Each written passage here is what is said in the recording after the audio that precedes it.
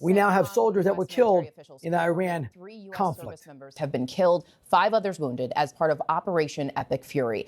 This coming amid growing turmoil in the Middle East as the U.S., Israel, and Iran trade fresh strikes after the killing of Iran's supreme leader. Iran targeting Israel and U.S. allies in the Gulf. Israel says 8 people are confirmed dead after a missile barrage there, and the United Arab Emirates is reporting 3 dead. Neighboring Arab countries Unfortunately, there are going to be as protests casualties break out at in US military embassies and conflicts. consulates. Tear gas was fired as protesters gathered outside the U.S. Embassy in Baghdad. And in Pakistan, several people were killed. We have extensive team coverage in the region and here in the U.S. But we begin with ABC News Chief International Correspondent James Longman in Istanbul, Turkey, with the very latest on this major escalation. James, we are just getting word of these first American casualties. What can you tell us about the American service members that were killed?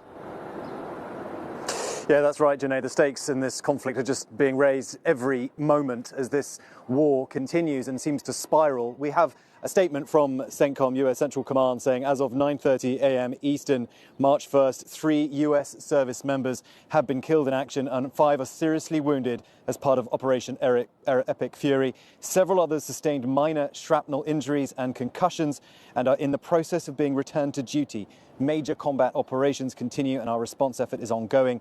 It goes on to say the situation is fluid, so out of respect for the families, we will withhold additional information, including the identities of our fallen warriors. Trump knew we were going to lose people. This is what happens with war.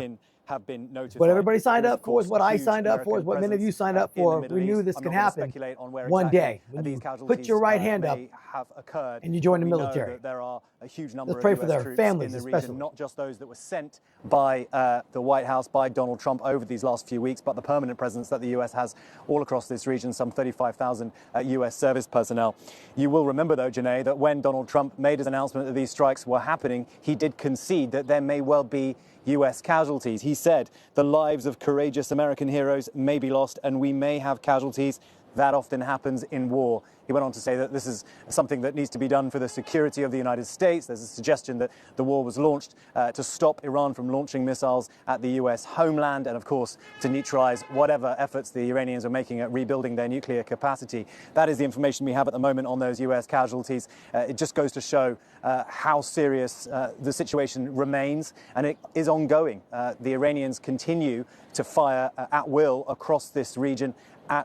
So far, it's been at US bases, permanent installations across the Middle East. A number of Gulf countries have been in the firing line. I think at the last count, 8 countries outside Israel across this region have been targeted by drones and missiles by the Iranians. Hopefully this war ends very quickly. American casualties of this war.